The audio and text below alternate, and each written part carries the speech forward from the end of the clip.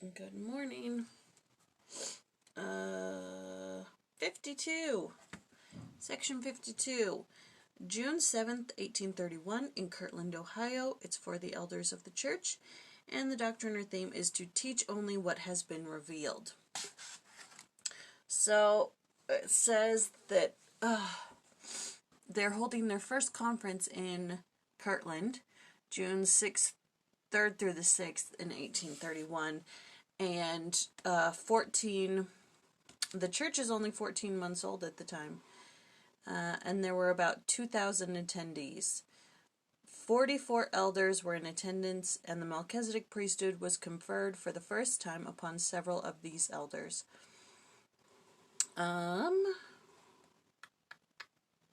Yeah, so, just some, what do I want to say? The main themes: the Lord gives the power necessary to perform the work and gives us strength according to that which He has asked us to do. If we learn and remember the pattern of what is acceptable, we will not be deceived. Deceivers, hypocrites, and impostors are influenced by Satan. Even righteous individuals can have a hard time distinguishing what is of God.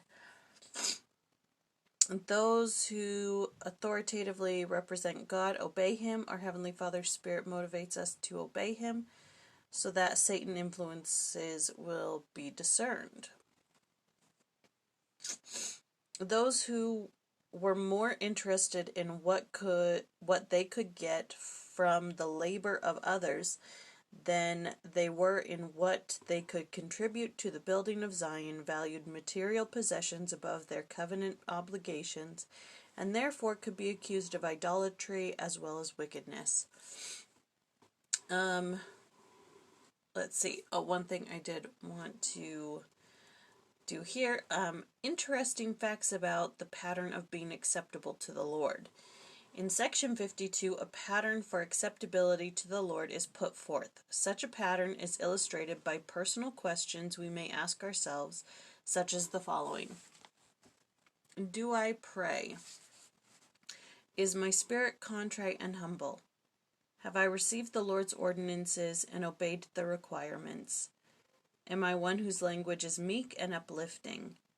Have I received and recognized the Lord's power? Do my works and teachings reflect the truths given in the Lord's revelations?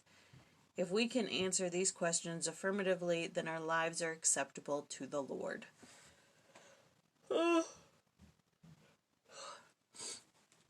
Some reflective questions, if we wanted to ask ourselves those questions. Some I was like, yes, yes, yes, and others I was like, I think. So, obviously I need to work on some of those. In the Ludlow, it just kind of goes through the pairs. In the section, it's calling missionary partners, if you will, and it just kind of goes through the pairs. Let's see. Solomon Hancock and Simeon Carter. Solomon was among a party of 15 brethren who were called to go from Clay County on June 23rd, 1834, to receive their endowments because they had proved themselves faithful and true during the late persecutions. A month afterward, he was appointed a member of the High Council. The same note may refer to Simeon Carter.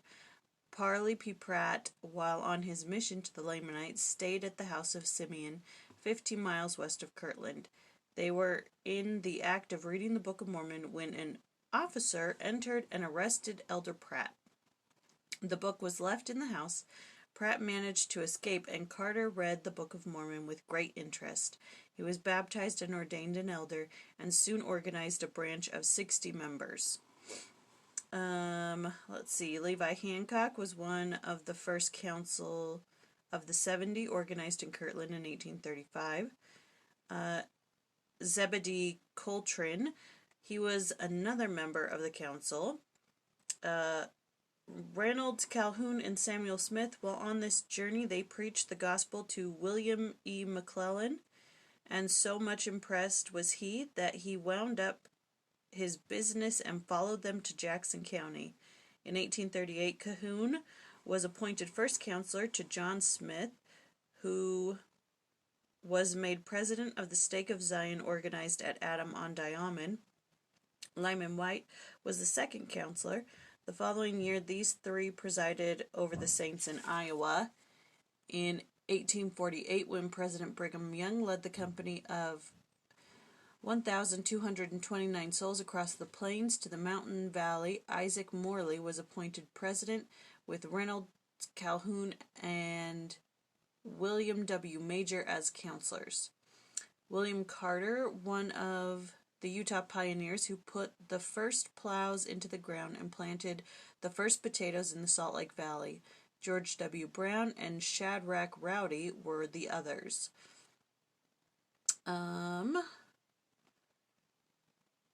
Joseph Wakefield and Solomon Humphrey. During the fall of 1830, a gentleman who lived in our neighborhood went to western New York and saw the prophet, got baptized, and ordained an elder, and that was Elder Solomon Humphrey.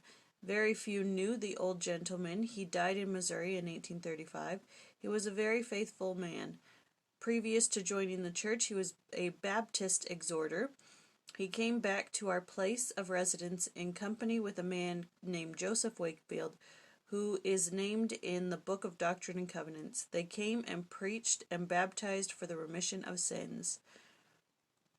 Simon's Ryder, shortly after this, joined Ezra Booth and the Johnson boys in inflicting the outrage upon the prophet Joseph and Sidney Rigdon at Hiram on the 25th of March, 1832.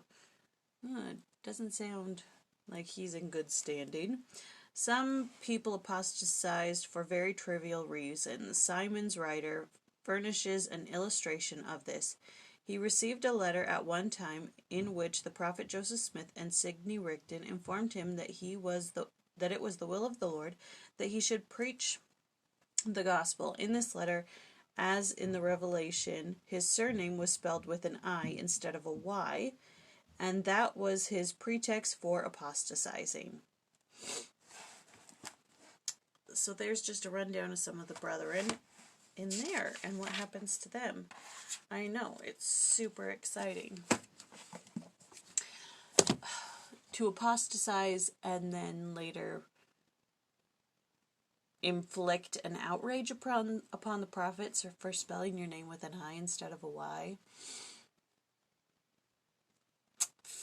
I bet he wishes he hadn't done that. Okay.